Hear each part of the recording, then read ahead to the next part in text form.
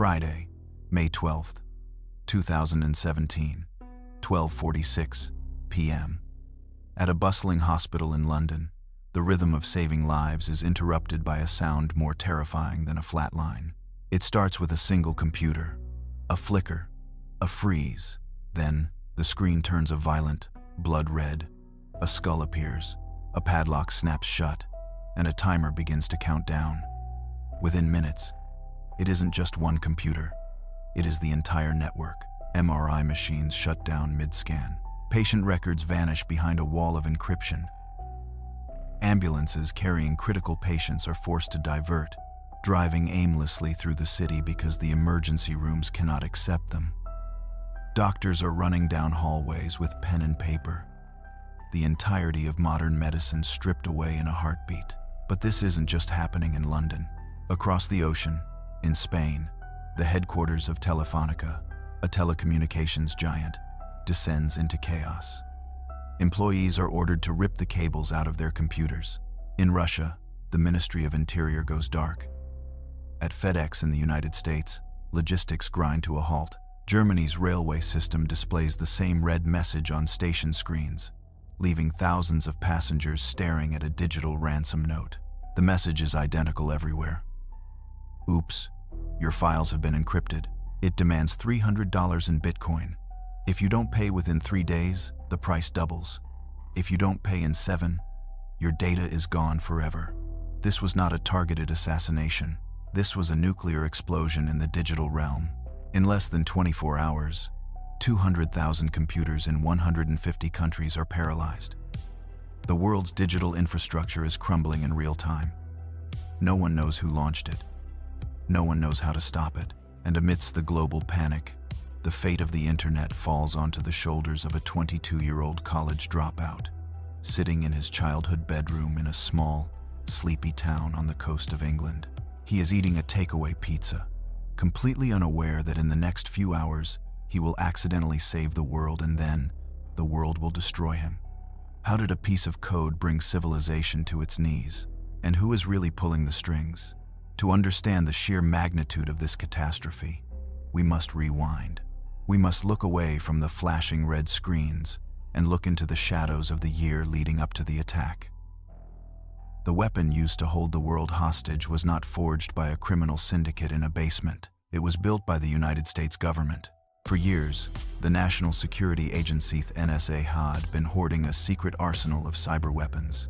They had discovered a flaw in the Microsoft Windows operating system, a vulnerability so deep and so fundamental that it existed in almost every computer on the planet. Instead of reporting it to Microsoft to be fixed, the NSA weaponized it. They built a tool called Eternal Blue. It was the ultimate skeleton key. With it, spies could enter any network, anywhere, undetected. It was the perfect weapon, until it was stolen. In August 2016, a mysterious group calling themselves the Shadow Brokers emerged from the dark web. They claimed to have hacked the NSA. To prove it, they dumped a sample of the agency's most powerful tools online. It was a humiliation for American intelligence, but for the cybercriminal underworld, it was Christmas.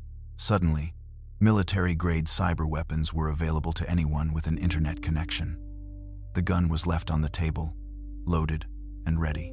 It was only a matter of time before someone picked it up and pulled the trigger. While the geopolitical storm was brewing, Marcus Hutchins was living a quiet, almost invisible life in Devon, England. To his neighbors, he was just a young man who spent too much time in his room, surrounded by monitors and empty energy drink cans. He didn't like crowds, he didn't seek fame, but online, he was malware tech, a prodigy. Marcus had a unique talent, bordered on obsession. Since his teenage years, he had been fascinated by botnets' vast networks of infected computers. He understood the language of code better than he understood human interaction. He spent his days and nights dissecting viruses, reverse engineering them to see how they ticked. He was a white hat hacker now, working to protect systems, but he knew the dark side well. He knew how easy it was to slip into the abyss. On that Friday in May, Marcus was actually on a week off. He had planned to ignore his work, grab some lunch, and relax. But as reports began to flood, Twitter hospitals closing, banks freezing, the world panicking, his instinct took over. He went back to his room, sat down in his chair, and opened his analysis tools.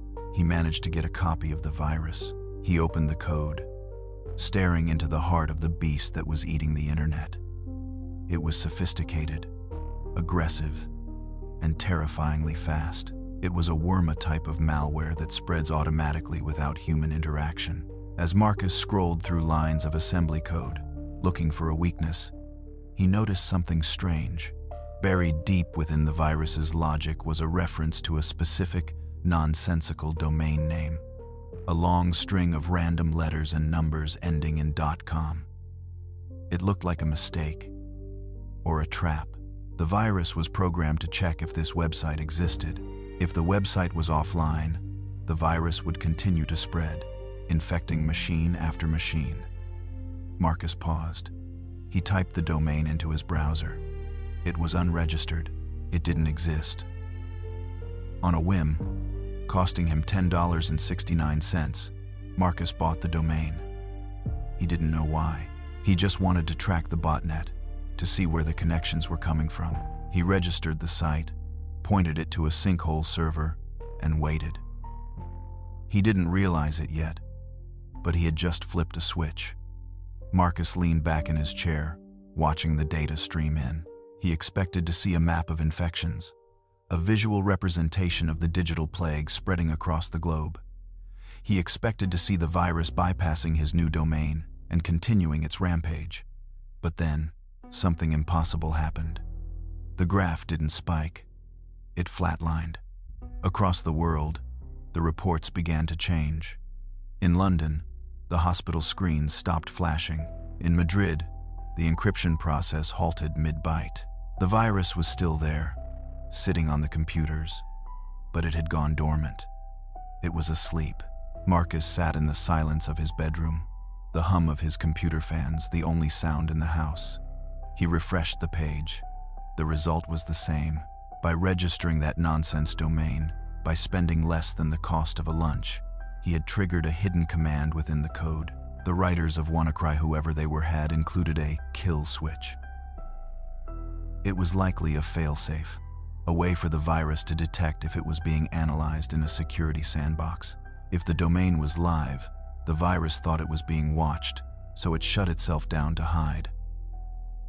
Marcus hadn't just tracked the monster, he had killed it. But relief was quickly replaced by paranoia. He hadn't used a proxy. He had registered the domain under his real name. Within hours, the world's media, intelligence agencies, and cybersecurity firms tracked the digital footprint back to that small house in Devon. The phone began to ring, then the doorbell, then the emails. Reporters were camping on his front lawn. The Daily Mail, CNN, the BBC, they all wanted the hero who saved the internet. Marcus was thrust into a spotlight he never wanted. He was hailed as a genius, a savior. He was flown to conferences, offered jobs, and praised by politicians. For a brief moment, the narrative was perfect. The underdog had won. The quiet kid from the coast had outsmarted the shadowy architects of doomsday. But in the world of hacking, the line between a white hat and a black hat is often thinner than a razor's edge. While the world celebrated Marcus Hutchins, the hero, the FBI was looking at Marcus Hutchins, the coder. They weren't looking at what he stopped in 2017. They were looking at what he wrote in 2014. They dug into the archives of the dark web. They found traces of old code, digital fingerprints left behind by a teenager who was angry, bored, and brilliant. They found a banking Trojan named Kronos. The celebration was about to end. The hero's journey was taking a dark, sharp turn toward tragedy. August 2017, 3 months after WannaCry. The setting is Las Vegas, the city of lights, gambling, and false promises. It is the home of DEF CON, the world's largest hacker convention. Marcus is there, surrounded by his peers. He is the star of the show. People are buying him drinks, asking for selfies, patting him on the back. He feels invincible. He is 23 years old, and he has the world at his feet. The week passes in a blur of parties and neon lights. As the convention ends, Marcus heads to McCarran International Airport to fly back home to England. He is tired, hungover, and ready to get back to his quiet life. He walks through the terminal, headphones around his neck. He passes the slot machines one last time. He reaches the security line. Suddenly, he is flanked. Men in dark suits. No smiles. No autograph requests. Marcus Hutchins. Before he can answer, he is being escorted away from the gate. This isn't a random security check. This is an extraction. They take him to a sterile room. They take his phone. They take his laptop. And then, they put the handcuffs on. Marcus is confused. He thinks this is a mistake. Maybe it's for his own protection. Maybe the people behind WannaCry are coming for him. But as he sits in the interrogation room of the FBI field office, the agents don't ask him about WannaCry. They don't ask him about the North Koreans or the NSA or the kill switch. They slide a document across the table. It's an indictment. The charge is conspiracy to commit computer fraud. The evidence dates back years. They claim that long before he saved the world, Marcus Hutchins helped build a piece of malware designed to steal banking passwords. They claim that the hero who stopped the ransomware was once a merchant of digital death. The irony is suffocating. The US government, whose own leaked weapon caused the WannaCry disaster, is now prosecuting the man who stopped it not for the disaster itself, but for the sins of his youth. Marcus is thrown into a federal detention center. He is strip-searched, given an orange jumpsuit, and placed in a cell with violent offenders. The hero of the internet is now inmate number 429. He is thousands of miles from home, alone, and facing 10 years in a federal prison. The world watches in shock. The internet explodes with outrage. Free Marcus trends on Twitter, but the law is cold and binary. You are either innocent or you are guilty. There is no code for "it's complicated." While Marcus sits in his cell, staring at the concrete ceiling, the real culprits behind WannaCry are still out there, watching and likely laughing. While Marcus fought for his freedom in an American courtroom, security researchers finally traced the true origins of WannaCry. The clues didn't lead to a basement in London or a hacker collective in Russia. They led to a government building in Pyongyang, the Lazarus Group, the elite cyber warfare unit of North Korea. It was a state-sponsored attack. A regime, isolated from the global economy, had used a stolen American weapon to rob the world's banks and hospitals. It was the perfect crime. They had unleashed chaos, exposed the fragility of the West, and walked away untouched. The Lazarus hackers were ghosts. They would never be arrested. They would never stand trial. Instead, the only person in handcuffs was the one man who tried to stop it. The trial of Marcus Hutchins dragged on for 2 years. It was a battle between the letter of the law and the spirit of justice.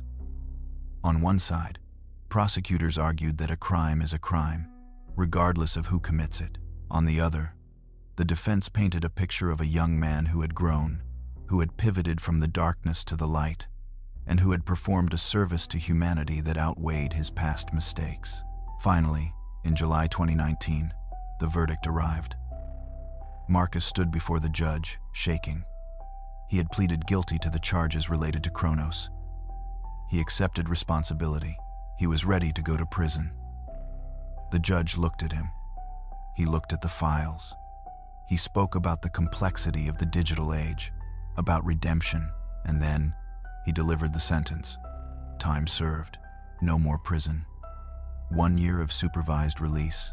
Marcus was free to go home. It was a mercy that is rarely seen in the federal system. It was an acknowledgement that the world is not black and white, but a billion shades of gray. Marcus walked out of the courthouse, blinking in the sunlight. He had survived the virus. He had survived the fame. He had survived the FBI. But the story of WannaCry leaves us with a haunting realization. The attack proved that our digital world is built on glass. The tools to shatter it are out there, floating in the dark web, waiting for the next angry teenager or the next rogue state to pick them up. Marcus Hutchins got lucky. He found a kill switch, But next time, there might not be a kill switch. Next time, the screen might stay red.